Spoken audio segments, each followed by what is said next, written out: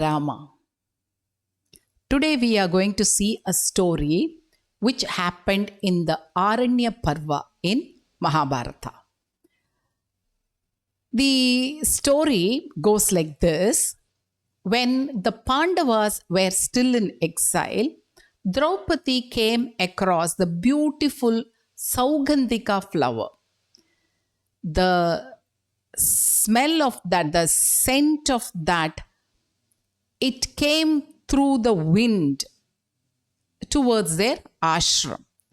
And from some unknown place, she was enchanted by the flower's smell and she wanted to have that.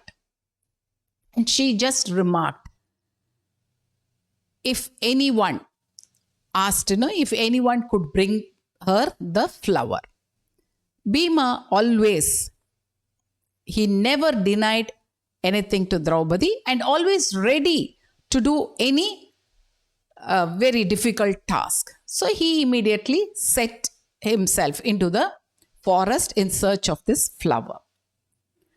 And he walked deep into the forest where even the yakshas and the kinnaras visited.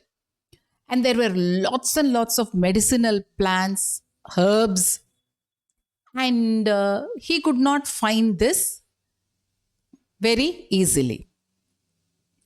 And on the way, he saw a big monkey which was lying. And he didn't allow. See, either he had to, Bhima had to step on the monkey and go, but he can't cross because it was so huge. And what happened, especially the tail was blocking the way. So he was coming towards the end and the tail was blocking. And he requested the monkey to move. But the monkey said that it was very tired and if Bhima could, he can move the tail of the monkey and go. Or he can cross over. But Bhima didn't feel like crossing over. He thought that, he was a very strong man. So he thought that he can move the tail. So he collected all his strength and tried to move the tail. But he was not able to. And in fact, he was wondering who this creature was. And if the tail was so, heavy and he could not even move it, then this cannot be any ordinary being, but someone very powerful. Then Bhima apologized to that person and he said, so far I had the attitude that I can do anything, I can lift anything, I can be more powerful. But now I understood I cannot even move your tail. Then the monkey stood up and hugged. That was Hanuman.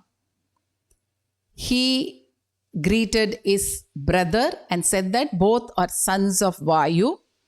And he gave his blessings. And Hanuman also told Bhima that the story of Ramayana assured him that Dharma would always win.